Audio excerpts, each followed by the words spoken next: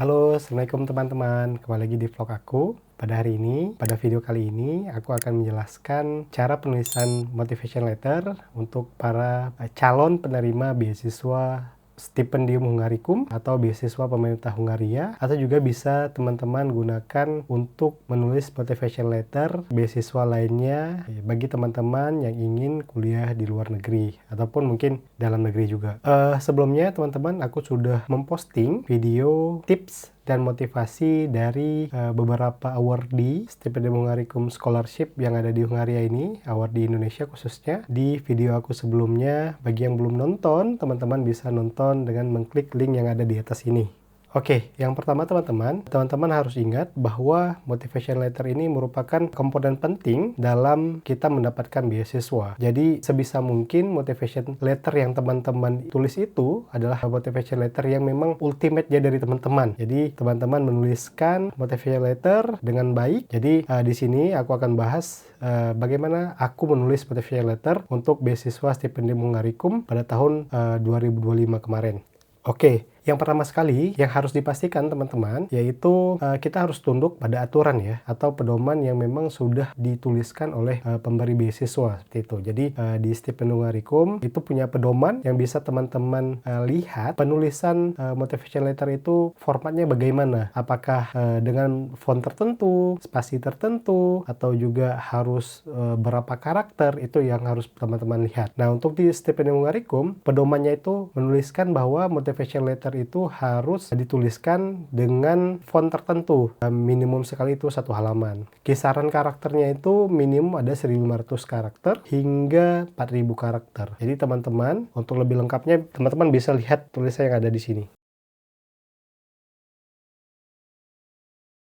Teman-teman juga harus melihat atau harus memastikan bahwa motivation letter di Stipendium Hungaricum itu ada perbedaan antara permintaan dari pemberi beasiswa, yaitu Tempus, dengan motivation letter yang diminta oleh kampus. Jadi teman-teman harus pastikan di syarat kampus itu dia meminta motivation letter atau tidak, seperti itu. Jadi di form pendaftaran itu ada bagian motivation letter. Nah, itu yang diminta oleh Tempus. Nah, biasanya dia mempunyai pertanyaan-pertanyaan yang harus teman-teman jawab. Jadi teman-teman harus menjawab pertanyaan yang ditanyakan oleh pihak yang akan memberikan beasiswa ke teman-teman, seperti itu. Di Stipendium Hungaricum kan ada 2 pilihan universitas. Jadi teman-teman pastikan program studi yang teman-teman pilih itu dia meminta motivation letter atau tidak. Jika dia meminta motivation letter, teman-teman harus pastikan bahwa menuliskan juga motivation letternya di Word, kemudian teman-teman convert di PDF, nanti teman-teman akan upload di dokumen checklist. Jika tidak muncul, teman-teman bisa menguploadnya di others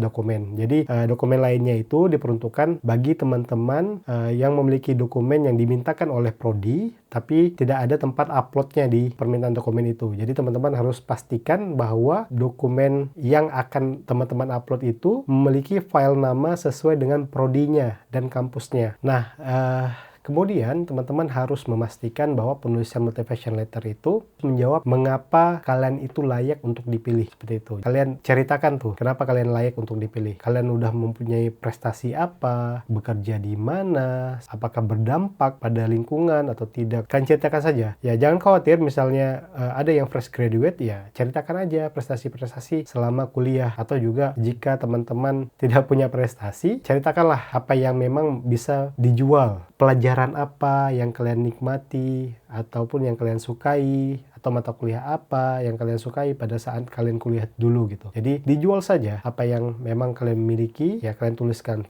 Jadi teman-teman, di Stipendium Hungaricum itu ada pertanyaan-pertanyaan yang harus teman-teman jawab. Untuk memudahkan teman-teman, kenapa teman-teman itu layak mendapatkan beasiswa, mereka sudah membreakdown beberapa pertanyaan yang harus teman-teman jawab dalam penulisan motivation letter. Yang pertama itu, mengapa memilih prodi ini? Atau kemudian yang kedua, mengapa kamu memilih melanjutkan studi itu di Hungari? Kemudian di pertanyaan ketiga, yaitu apa yang Anda harapkan dari studi Anda gitu.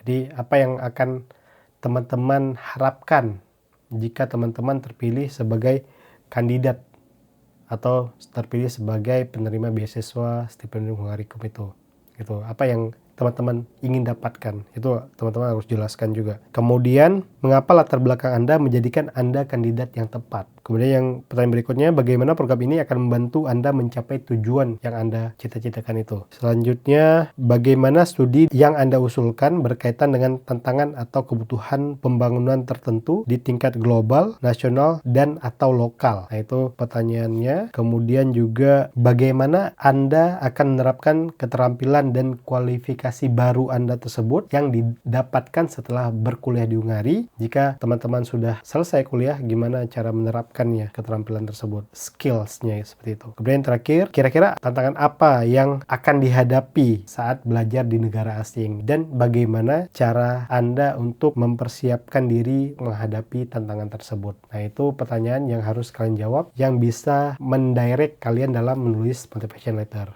Paragraf-paragraf yang kalian buat itu harus menjawab itu semua nanti. Jadi kenapa kalian itu wajib untuk dipilih oleh pemberi beasiswa. Jadi harus dipastikan bahwa kalian itu layak untuk mendapatkan beasiswa itu. Nah, setelah ini aku akan menjelaskan bagaimana aku akan menulis motivation letter aku untuk menjawab pertanyaan-pertanyaan yang diberikan oleh pemberi beasiswa tersebut. Jadi teman-teman, penulisan motivation letter itu seperti menulis surat ya. Jadi aku buat tanggalnya, misalnya 13 Januari 2025. Kemudian aku menuliskan Dear Admission Committee. Dan di akhir, aku mengucapkan terima kasih. Terima kasih telah mempertimbangkan lamaranku. Dan dengan hormat, nama lengkap Hanif Budat Lainda. Jadi, seperti itu ya. Kemudian aku membuat paragraf 1 itu perkenalan profesionalitas, perkenalan diri, dan di kalimat keduanya itu aku jelaskan bahwa aku bermaksud untuk melanjutkan S3 di Mate University dan Széchenyi István University melalui program beasiswa Stipendium Hungarikum untuk meningkatkan pengetahuan dan meningkatkan kapasitas riset, berkontribusi terhadap penanganan global. Karena aku fokusnya gizi atau nutrisi, aku bilang bahwa aku berniat untuk mengatasi malnutrisi gitu di global dengan cara membuat inovasi dan teknologi terhadap makanan gitu. Jadi karena aku tuh S3, jadi di S3 harus ada riset proposalnya. Di riset proposal itu aku mengarah terhadap pembuatan produk inovasi dan teknologi untuk mengatasi malnutrisi yang ada di global. Nah, di paragraf kedua, aku menjelaskan kenapa aku memilih Hungari, karena aku search di Google ya, bahwa Hungaria itu memiliki sejarah panjang dan reputasi unik bidang akademik mulai tahun 1367.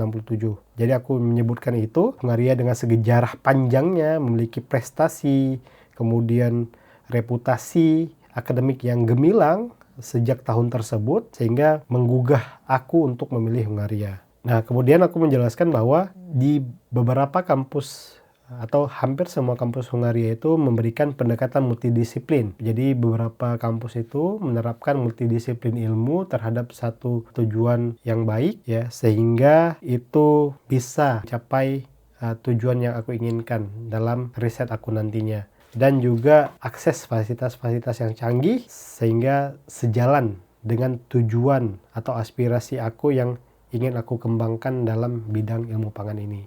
Nah, di paragraf ketiga, aku menjelaskan tentang pertanyaan mengapa latar belakang Anda menjadi Anda kandidat yang tepat, kemudian apa yang Anda harapkan dari studi Anda. Jadi, aku tuh mengatakan bahwa aku tuh berasal dari negara yang berkembang, yang sedang berkembang dan memiliki sumber daya alam yang melimpah.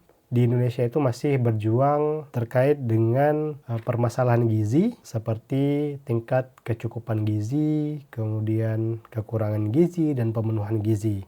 Khususnya aku mengatakan di daerah aku itu masih banyak permasalahan gizi yang aku hadapi. Jadi aku mengusulkan penelitian yang berfokus pada penanganan tersebut, membuat makanan inovatif untuk mengatasi permasalahan gizi yang ada di daerah aku. Nah, aku menuliskan beberapa pengalaman di bidang praktisi aku terkait dengan pemenuhan gizi yang ada di daerah aku. Jadi aku mengatakan aku pernah terlibat dalam proyek ini terkait dengan permasalahan gizi. Jadi aku menjelaskan itu, kemudian aku memiliki publikasi terkait dengan permasalahan gizi itu sebagai berguna dalam peningkatan status gizi. Jadi aku punya udah punya modal ini, nah nanti dilanjutkan dengan pengetahuan yang aku dapatkan di Hungaria, aku akan combine dan aku akan terapkan ke masyarakat. Kita menjual diri kita itu tidak kosong gitu, jadi pastikan bahwa kita ada yang kita jual seperti itu. Aku juga menuliskan bahwa melalui program beasiswa ini, aku percaya bahwa pengetahuan dan keterampilan yang aku akan peroleh, ya aku bisa kombinasikan atau aku bisa rancang nutrisi yang efektif berbasis bukti-bukti yang aku dapatkan selama penelitian di Hungaria untuk mengatasi permasalahan gizi yang ada di daerahku maupun yang ada di Indonesia ataupun yang ada di global. Nah, kemudian di paragraf berikutnya aku menjelaskan tentang apa yang akan aku lakukan setelah menyelesaikan program ini atau program beasiswa ini. Karena aku itu adalah dosen dan peneliti, aku menjelaskan bahwa aku akan mendirikan pusat keunggulan untuk inovasi makanan dan gizi di universitas tempat aku bekerja dengan fokus pada penelitian inovasi pengembangan makanan yang dapat meningkatkan nilai gizi dan kesehatan masyarakat. Selain itu, aku itu berniat untuk terlibat dalam kolaborasi internasional untuk berkontribusi pada penelitian nutrisi yang ada di global dan memastikan dampak luas pada pekerjaan yang aku lakukan tersebut. Jadi di paragraf ini aku fokus pada apa yang aku tawarkan setelah aku mendapatkan atau selesai dalam program ini.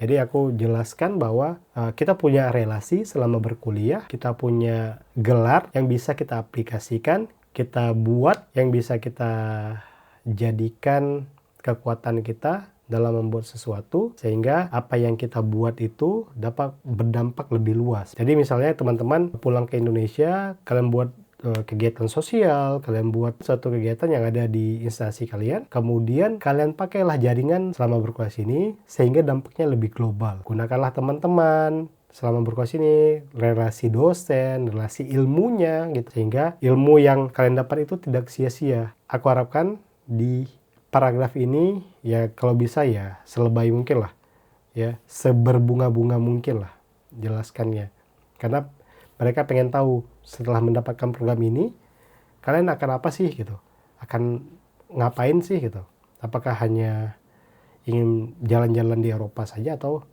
ya memang akan berdampak pada lingkungan teman-teman. Nah, yang paragraf berikutnya adalah terkait dengan tantangan ya berkuliah di luar negeri. Di paragraf ini aku jelaskan bahwa kuliah di Hungaria itu memiliki tantangan sendiri karena dua strata kuliah aku itu di Indonesia. Baru kali ini merantau ke luar negeri untuk berkuliah. Jadi aku menuliskan bahwa akan ada budaya baru dan perbedaan lingkungan akademik. Karena kan di sini standarnya Eropa sehingga berbeda sekali dengan standar yang ada di Indonesia. Jadi aku menuliskan belajar di Hungaria akan menghadirkan tantangan bagi aku seperti beradaptasi dengan budaya baru dan lingkungan akademik yang berbeda. Namun, pengalaman aku sebelumnya berkolaborasi dengan peneliti-peneliti internasional dan keinginan aku untuk merangkul keragaman budaya telah mempersiapkan aku untuk mengatasi rintangan-rintangan ini. Ya, jadi ada tantangan, ada solusi yang kalian berikan. Aku nyatakan juga bahwa di sini selama studi yang akan aku tempuh di Hungaria, aku akan mempelajari bahasa Hungaria dan budaya lokal untuk beradaptasi dengan baik dan cepat dan memiliki pengalaman yang lebih bermakna. Intinya, datang ke Hungaria, aku sebisa mungkin belajar bahasanya, kemudian budayanya, itu menjadi nilai lebih aku. Sehingga apa yang aku dapatkan bukan hanya pengalaman akademik saja, akan tapi pengalaman budaya juga. Karena memang budaya Hungaria ini tentu sangat berbeda dengan budaya kita yang ada di Indonesia atau di negara lain. Apalagi bahasanya sangat berbeda. Jika kalian ingin nonton culture shock apa yang kami mahasiswa-mahasiswa Indonesia dapatkan selama belajar di Hungaria, teman-teman bisa nonton dengan klik link yang ada di atas sini. Oke, yang terakhir, aku itu menjelaskan kesimpulan. Aku menuliskan, aku percaya latar belakang akademisku, pengalaman aku, dan semangat untuk mengatasi tantangan dalam hal malnutrisi membuat aku menjadi kandidat yang kuat untuk beasiswa ini. Kesempatan ini tidak hanya akan membantuku mencapai tujuan akademik dan profesionalku secara individu, tetapi juga akan memberdayakan aku untuk tetap berkontribusi nyata bagi lingkungan aku, bagi negara aku, dalam pengembangan pengetahuan, khususnya di bidang pangan dan gizi. Aku menstate bahwa ini kesempatan bagus untuk aku bisa berkembang bukan hanya untuk diriku tapi untuk lingkunganku juga. Jangan egois untuk diri kita, tapi kita akan berdampak pada lingkungan kita juga. Nah, ini untuk motivation letter secara umum. Akan tetapi, kalau motivation untuk masing-masing program studi, teman-teman bisa memfokuskan ke bidang studi dan universitas yang teman-teman pilih. Jadi, tinggal diubah saja yang di bagian atas tadi, yang bagian paragraf pertama, ya tujuan studinya, itu tinggal diubah saja. Nah, tapi isinya ya kurang lebih dibedakan sedikit lah, sesuai dengan program studi yang teman-teman pilih. Di paragraf terakhir, aku sarankan lagi kepada teman-teman untuk membuat penutup yang komprehensif, ringkasan yang singkat dan padat serta persuasif, dan menegaskan kembali kenapa kalian itu layak untuk dipilih sebagai awardee. Signing partner juga akan melihat motivation letter yang teman-teman buat, sehingga sebisa mungkin, sebagus mungkin teman-teman harus menjual keunggulan teman-teman selama berkuliah ataupun selama bekerja. Oke teman-teman, mungkin itu saja cara penulisan motivation letter yang sudah aku terapkan saat aku melamar beasiswa stipendium Harikom ini. Jika teman-teman ada pertanyaan, bisa tuliskan di kolom komentar. Jangan lupa like video ini, share ke teman-teman kalian, dan subscribe channelku sehingga aku bisa termotivasi untuk membuat video-video berikutnya. Jadi sampai jumpa teman-teman. Sekali lagi semoga video ini bermanfaat. Assalamualaikum warahmatullahi wabarakatuh. See ya.